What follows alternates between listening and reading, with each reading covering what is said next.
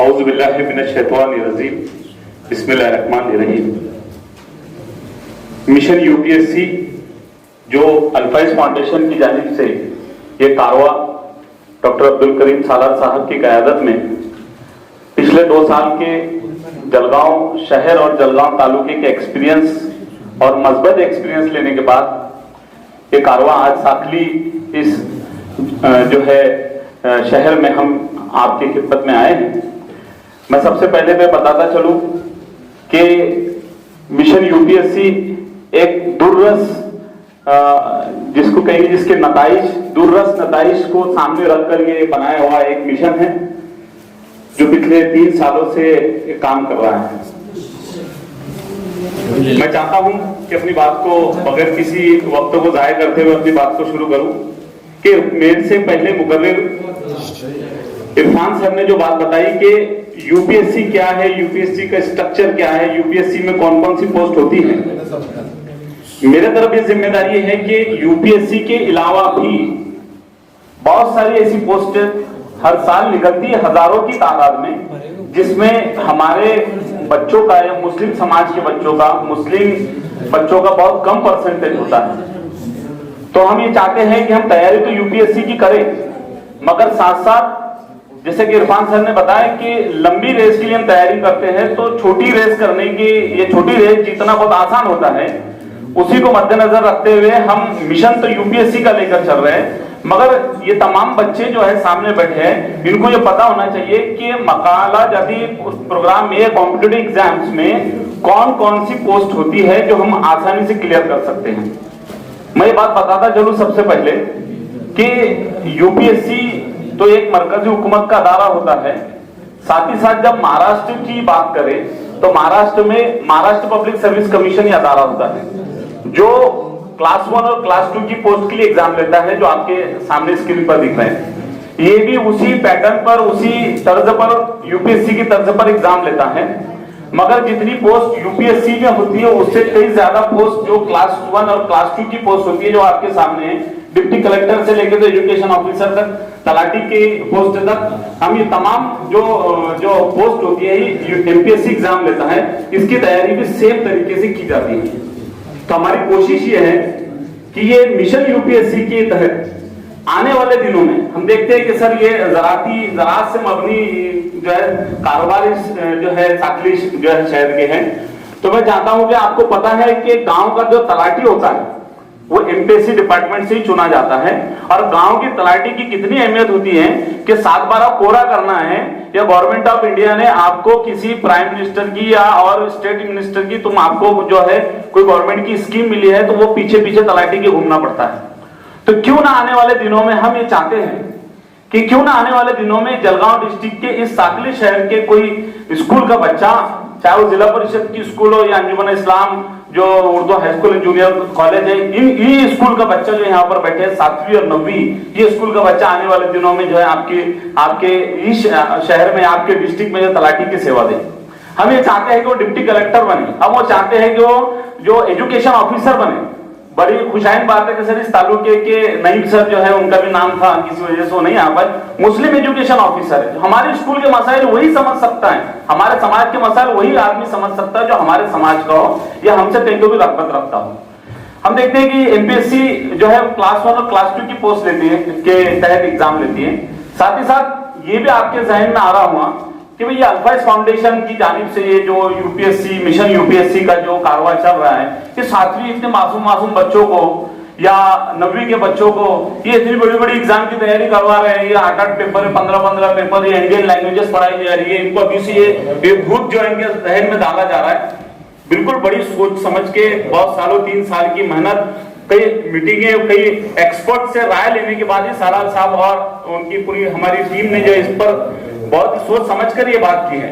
हम देखते हैं कि जो दूसरा अदारा आपके सामने है, क्यों हमने ये 7वीं और 9वीं से शुरू किया, उसका जवाब स्टाफ सिलेक्शन कमीशन देता है। स्टाफ सिलेक्शन कमीशन का जो एग्जाम होता है ये गवर्नमेंट ऑफ इंडिया में जो यूपीएससी के पौधे के पर जाने के बाद यानी आईएएस ऑफिसर कैडर के पोस्ट चुनने के बाद जो उनके नीचे के जो सेक्शन ऑफिसर और ओएस और सुपरिटेंडेंट जो उस ऑफिस के स्टेनोग्राफर जो होते हैं, और जो क्लर्क लोग चुने जाते हैं जो क्लास 1, क्लास 2, क्लास 3 की पोस्ट के बाद काम करते हैं, वो इस डिपार्टमेंट से चुने जाते हैं। और सर मैं बताता चलो आपको कि हजारों की तादाद में हर साल स्टाफ सिलेक्शन कमीशन की पोस्ट निकलती है, और बड़ी ही कम तादाद है परसेंटेज की, 1.2% है मुसलमानों का स्टाफ सिलेक्शन कमीशन।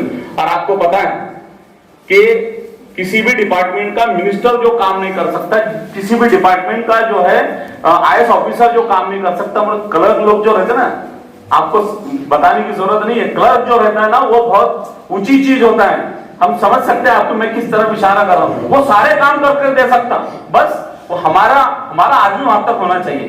तो हम देखते हैं कि ये बात हमारे जहन में है कि स्टाफ सिलेक्शन कमीशन में जो ग्रेजुएशन के बाद से तो पोस्ट भरी जाती है, मगर मैं मेरा फोकस जिस चीज पर है कि ग्रेजुएशन के बाद डिग्री और डिप्लोमा इंजीनियरिंग के होते हैं, और मैं जो लेवल पर आ रहा हूं 10th और 12th, यानी 10वीं पास, अभी बच्चे जो 9वीं वाले यहाँ पर बैठे हैं, तो 10वीं पास बच्चों को भी स्टाफ सिलेक्शन कमीशन रिक्रूट करता है, स्टेनोग्राफर के लिए, जूनियर क्लर्क के लिए, सीनियर क्लर्क के लिए जो रिक्रूट करता है। और इसका भी इसी तरह का सिलेबस होता है, नियर अबाउट जो है ऑनलाइन एग्जाम इसका भी पिछले 3 सालों से शुरू हुआ है।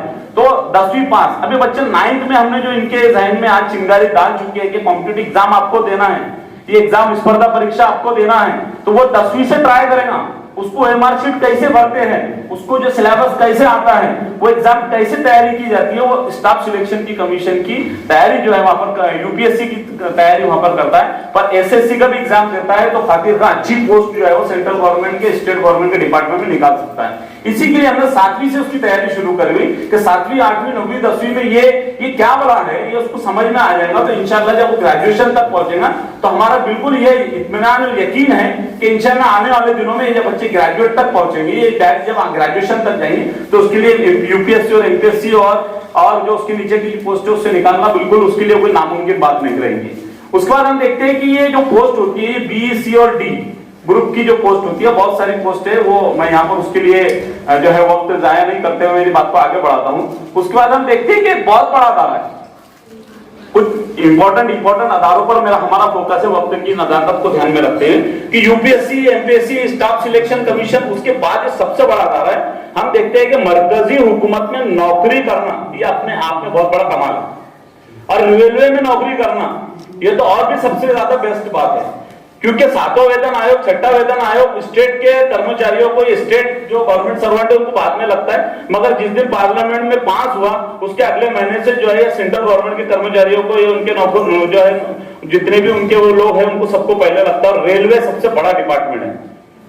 और हम देखते हैं कि अक्सर मैं बात कहता हूं कि हर शख्स जो है सत्तार सीट यहाँ पर बैठे हुए हैं, उनका भी रेलवे से बहुत क्लोज रिलेशन है।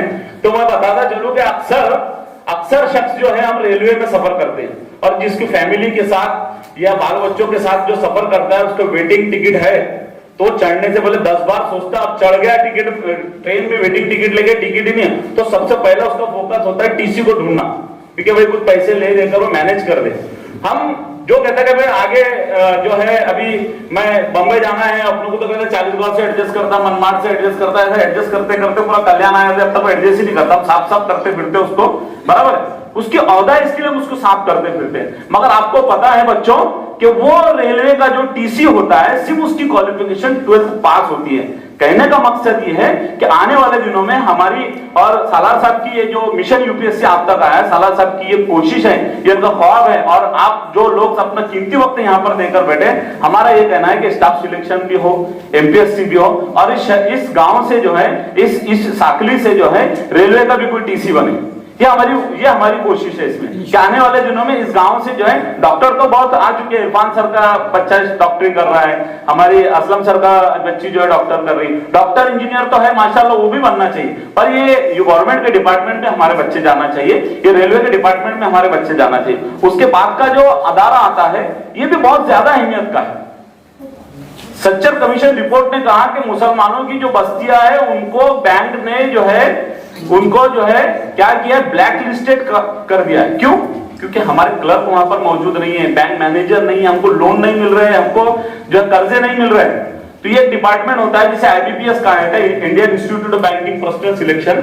ये जो एक डिपार्टमेंट है, ये बैंक में क्लर्क की और जो उसके जो बैंक के मैनेजर होते हैं और उसके जो कैशियर होते हैं उसका एग्जाम लेता है। इसके लिए सिर्फ ग्रेजुएट होना काफी है।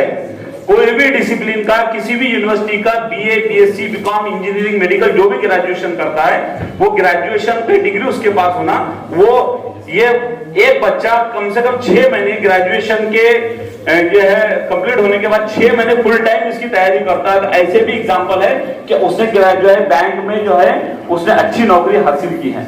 तो बच्चों, आपको यूपीएससी के टारगेट के साथ साथ ये तमाम एग्जाम भी जो है आप क्रैक कर सकते हैं। तो जो है आपको ये जितनी भी लिस्ट आपके सामने दिख रही है, मैं उसको पढ़ने में अपना वक्त जाया नहीं करना चाहता हूँ। तो स्टेट बैंक से लेके तो लास्ट यूनियन बैंक तक इन तमाम बैंकों में आपको बड़ी आसानी से नौकरी मिल सकती है, वो भी जो है क्लास 1, क्लास 2, क्लास 3 की बैंक की जो पोस्ट होती है।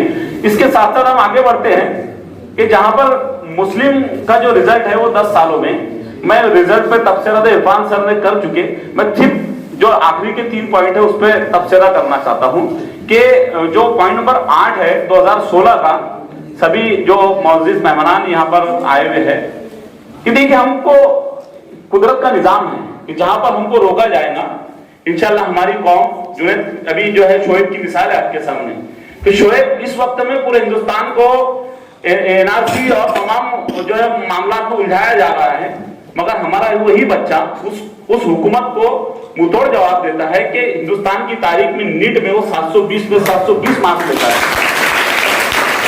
इसी की मिसालें आपके सामने हैं कि 2017 में या जो है 2016 में जब पूरे हिंदुस्तान को डिमोनेटाइजेशन, नोटबंदी के मामला में उलझाया गया ये हुकूमत की जानिब से, वो हमारे बच्चे जो दिल्ली में और अलीगढ़ में और वो तमाम 11 अदारों की जो लिस्ट थी वहां पर दिन रात मेहनत कर रहे थे कि हम यूपीएससी क्लियर। इधर पूरा हिंदुस्तान नोटबंदी में लगा हुआ है, अपनी नोटें बदलाने में लगा हुआ है, हमारे कौम के बच्चे अपनी यूपीएससी को क्लियर करने में लगे हैं। सबसे बड़ा रिजल्ट आता है 52 कैंडिडेट के, 52 मुस्लिम बच्चे जो है वहां पर उस वक्त में, उस साल में जो है क्लियर होते हैं।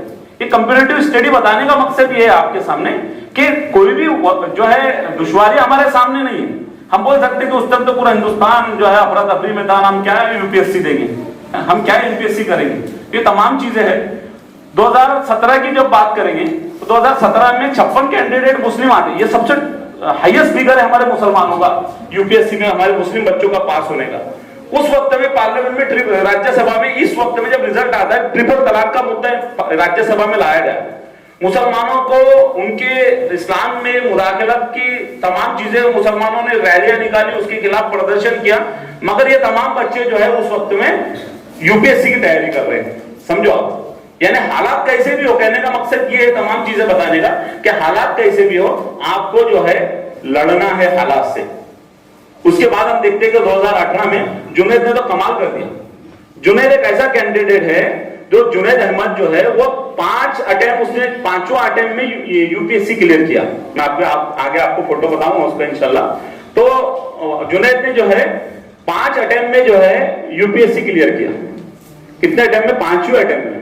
आप समझो कि हम एक बार जो है फेल हो जाते हैं या कम मार्क्स मिलते हैं, दूसरे बार कम मार्क्स मिलते हैं, तीसरे कम।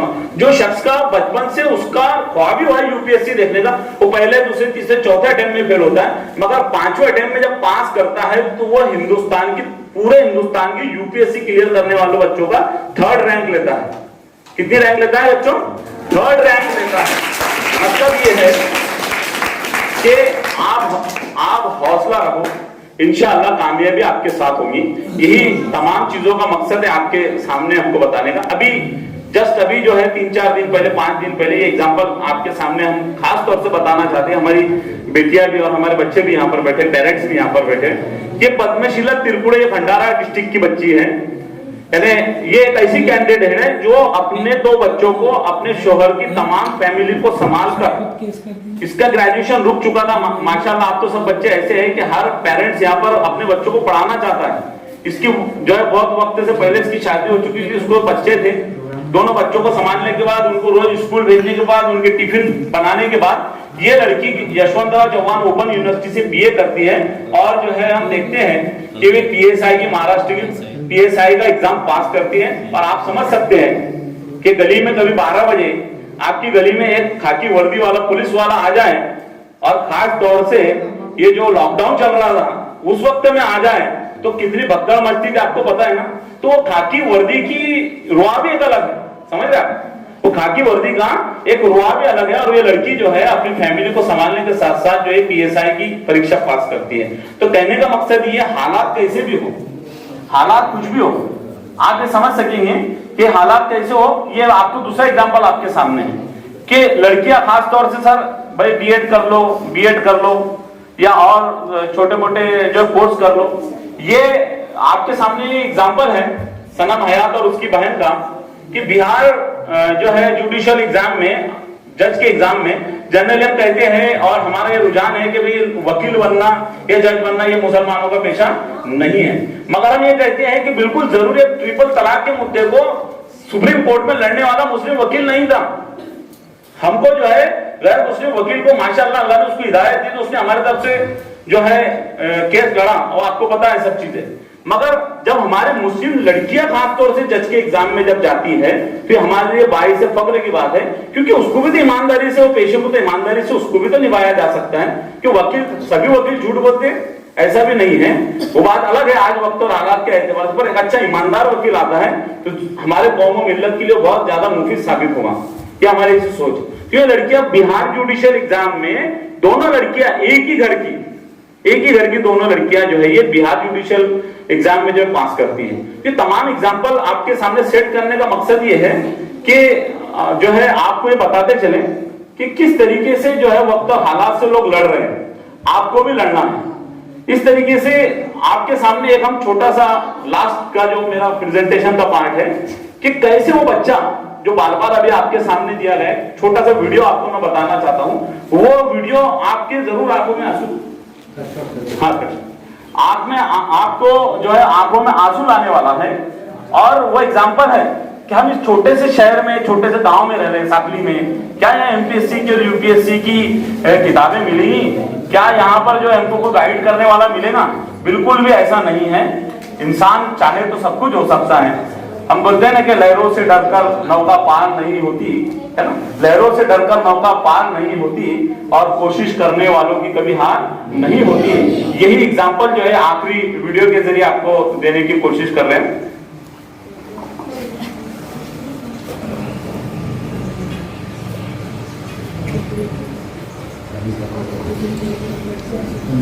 उसके घर में इतनी गरीबी थी कि जब वो चौथी क्लास में था तो उसके पिता उसकी पढ़ाई शुरू हुआ तो उसको काम पर लगाना चाहते थे। टीचर के समझाने पर जैसे तैसे पढ़ाई तो बच गई, लेकिन जिंदगी आसान नहीं हुई। उसने अपनी पढ़ाई का खर्च उठाने के लिए होटल में वेटर रखा। आप जैसे छोटे हैं वैसे ही दिखाई दे रहा है ऐसा।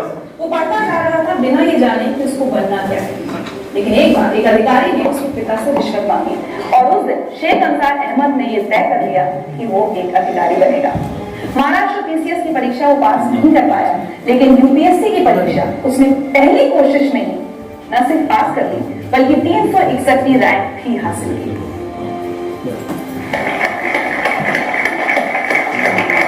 बहुत बहुत बहुत स्वागत है आपका सभी रहे हुए। मुझे बहुत अच्छा लग रहा है इतने यंग ऑफिसर को अपने सामने देखकर। चाहूंगी कि आप सबको बताएं कि किस उम्र में आपने यूपीएससी की परीक्षा क्लियर की है। मैं 21 साल का था तब मेरा रिजल्ट आया। 21 साल की उम्र में मैंने क्लियर किया था। And you been one of the youngest? जी।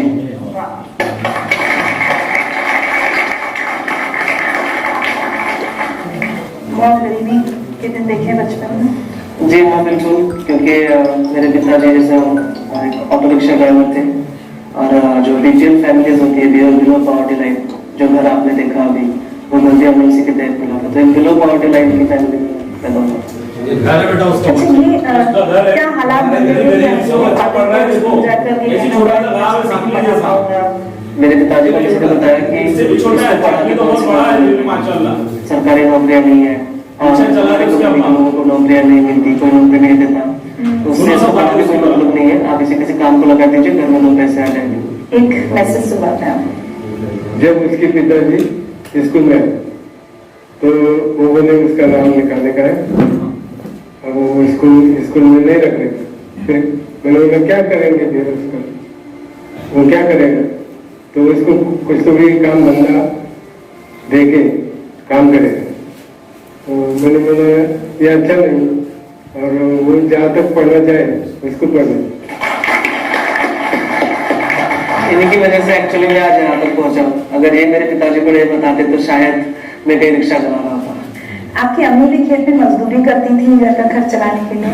जी हाँ बिल्कुल, घर का खर्च। और मैं जब पुणे में पढ़ाई कर रहा था तो मेरा भाई भी मुझे पैसे भेज दिया करता था, लेकिन पैसे कभी कभी कम पड़ जाते थे। तो मेरी अम्मी खेत में काम करती थी, लैंड लेबर, तो वो भी उसकी जो कुछ सेविंग होती थी वो मुझे भेज देती थी। चलिए आपके लिए एक और मैसेज। आंसर निकाले पास रात का भी चिचरा रात को पड़े करता था। सो जाओ नहीं तुम सो जाओ, कभी कभी दिन निकल जाता।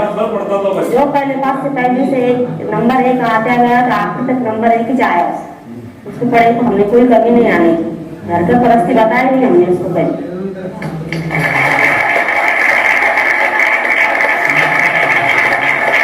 परिवार की स्थिति तो बदली नहीं थी, दिक्कतें थी, उस समय भी आपको बहुत काम करना पड़ा, अपनी किताबों का खर्च उठाना। जी 10th में मेरी छुट्टियां चल रही थी और मुझे कंप्यूटर सीखना था।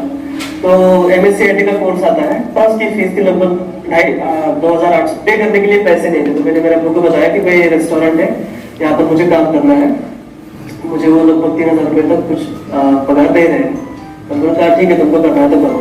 फिर मैं उस रेस्टोरेंट में काम करता था, उसमें मुझे मेरा लंच करना होता था और 1 घंटा मुझे वो जो कोर्स है उसके होता था। हमारे गाँव में ही वो होता था और काम काफी डिफिकल्ट था मेरे लिए, क्योंकि मुझे वो बड़ा क्वाट लेकर पानी लेकर आना पड़ता था कुएं से निकाल कर। फिर उसके बाद जो कस्टमर्स आएंगे उनको चाय सर्व करना, उनका टेबल वगैरह साफ कर देना, ये सब इस तरह का एक वेटर का काम था। और उसके बाद जब 10 बजे तो 1 घंटा मुझे जो फर्श वगैरह होता था वो सब साफ करना होता था बैठ के यहाँ से। तो वो काम मैंने किया। तो घर में सिर्फ आप ही सबसे ज्यादा पढ़े लिखे हैं, बाकी सबकी पढ़ाई छूट गई, काम करने लग गए, शादी हो गई बनी की? जी घर में नहीं, पूरी जनरेशन का मैं फर्स्ट ग्रेजुएशन हमारे जनरेशन को कोई पढ़ा नहीं है। उसके खानदान में पहली बार और बाकी के जो बहनों की शादी हुई थी जल्दी, और भाई जब 5th स्टैंडर्ड में था तब से वो मेरे मामा के पास। और मैं एक बार 6वीं में ही फेल हो गया था। तो जब से मैंने स्कूल छोड़ी और मैंने दिल में ठान लिया कि मैं तो इतना होशियार नहीं हूँ, लेकिन मेरा भाई मुझसे भी ज्यादा होशियार है, इसलिए मैंने स्कूल छोड़ के उसका छोटा भाई अपने मामा की तरफ काम के लिए गया। लेकिन इतना मुझे जरूर है कि मेरा भाई मेरे वजह से कुछ ना कुछ आज बन गया। मेरे सक्सेस का बहुत बड़ा क्रेडिट जो है मेरे माता पिता के बाद मेरे भाई को जाता है। क्योंकि देखिए अक्सर ये होता है कि बड़ा भाई छोटे भाई की पढ़ाई के लिए पैसे खर्च करता है, लेकिन यहाँ उल्टा था, छोटा भाई रात दिन मेहनत करके बड़े भाई को पैसे दे रहा है। ये आपसे छोटे हैं? जी। और मैंने 10वीं की छुट्टियों में काम किया, 12वीं की छुट्टियों में काम किया, कॉलेज के फर्स्ट ईयर की छुट्टियों में काम किया। लेकिन लास्ट के 2 साल जो बहुत अहम थे मेरे प्रिपरेशन के, उस वक्त मैंने कहीं कोई जॉब नहीं की। मुझे जो सारे पैसे थे मेरे भाई पूरी डेट के ऊपर मुझे ट्रांसफर कर देता था बैंक में, तो बहुत बड़ी बात थी मेरे। अच्छा एक बात बताइए, कभी आपने अपने मेरे टीचर की बात मानते हैं? अगर मैं कोई गरीब नहीं चाहता जिसका बेटा कभी ना बढ़े। आज तो वो बहुत फख्र महसूस करते होंगे आपके ऊपर। जी जी जी। एक मैसेज और आया आपके लिए। 12 में उसको 100 भागे 100 मार्क मिले। आर्ट्स में वो भी तो मास्टर लोग मुझे वहाँ बुलाए, उसके वालिद है बाहर वाले कॉलेज में मेरा सत्कार रखे, मेरा स्वागत करे, मेरे को बुलाए। फिर मेरे और छाती ऐसी धड़कने को लगी कि मैं बोला उसको भी मेरा बच्चा बनने के काम का हो गया, उसको भी है मेरे में ताकत, वो हिसाब से फिर मैं करते गया।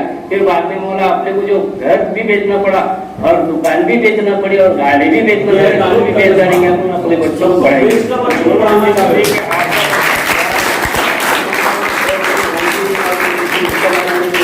ऑफिसर बनना है मुझे UPSC मतलब तक कैसे पहुंचे? उसका चेक लाने के लिए गए थे, तब सुन के सबसे बड़ी शिकायत डिसअप बन गई उनका। मैंने पेपर में नाम पढ़ा, तुरंत से UPSC के बारे में पूछा और मेरे पास हारने के लिए कुछ था ही नहीं। तो मैंने कहा चलो बट इसमें तो पता नहीं होगा या नहीं होगा, कोई छोटी मोटी नौकरी कर लेते हैं कम से कम। खुद से मैं पूछता था कि ठीक है मैं ये नहीं करूंगा तो क्या करूंगा, छोटी मोटी कहीं नौकरी कर लूंगा, उसमें मैं सेटिस्फाइड। और वही रीजन है कि मैं इतनी फर्स्ट अटेम्प्ट में 21 साल की उम्र में मैंने तुझे कॉल किया था जब UPSC मेंस का रिजल्ट लगा। उस दिन मैंने तुझे कॉल किया था और मैंने तुझे सबसे पहले बताया कि तू पास हो गया। उस शाम हम मिले भी थे, तू बहुत खुश और इमोशनल था। मैं भी वो खुशी जाहिर कर रहा था, पर उस इतने बड़े दिन भी तेरे पास खाने के लिए पैसे नहीं थे। हम दोनों ने हमारे घर पे ही खाना खाया था। मेरे लिए ये बहुत बड़ी बात नहीं है कि मैंने तुझे खाना खिलाया, पर मेरे लिए ये अवसर था कि मैंने इतने कम उम्र वाले एक IAS ऑफिसर के साथ खाना खाया।